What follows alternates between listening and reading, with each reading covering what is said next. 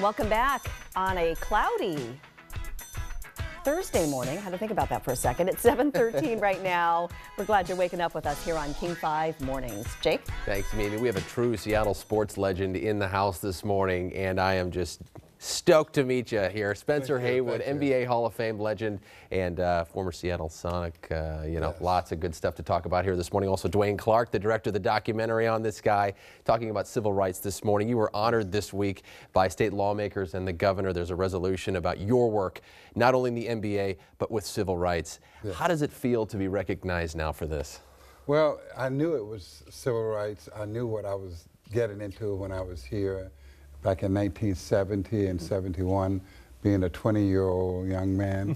And when we got to the Supreme Court, it hit me then because you had Muhammad Ali and they were fighting for boxing, and you had Curt Flood fighting for baseball, and there I was in there for basketball, and they were just explaining to me that what monumental thing you're doing. And I was like, I just wanted to help my mama get some money so we can get a house and live. So it was the right to work ruling for which I was trying to overturn. Yeah, it's an unbelievable story, and Dwayne, you helped tell the story in a documentary. What compelled you about this story? Can you kind of touch on that? Well, yeah, I think a lot of people think this is a sports story, but I think Spencer did an incredible thing for the sports world. I mean, he allowed people like Kobe Bryant and Steph Curry and LeBron James, who makes almost $31 million a year, to do this. I mean, he created this pathway for these NBA legends.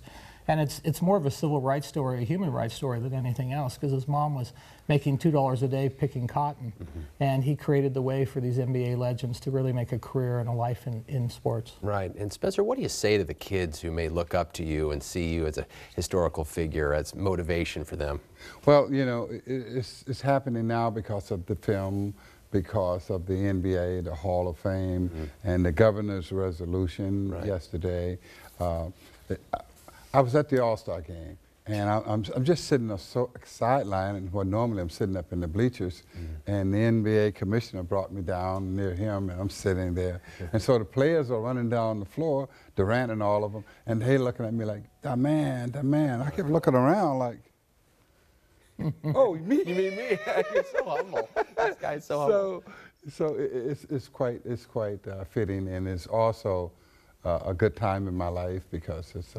I'm a very spiritual person, so I let the higher power bring everything that is right for me at this time. That's a terrific jump shot there, too. We got to see some sweet jump. So here is that resolution. This is the actual one right here, honoring you, the governor. I think we have a picture of you as well with the gov. Yep, here we go. But again, just the honor bestowed upon you for your work with civil rights and so forth. Very cool stuff, and I'm glad to see that this is happening. So I got to ask you as well this morning, sir, what do you think about the Supersonics?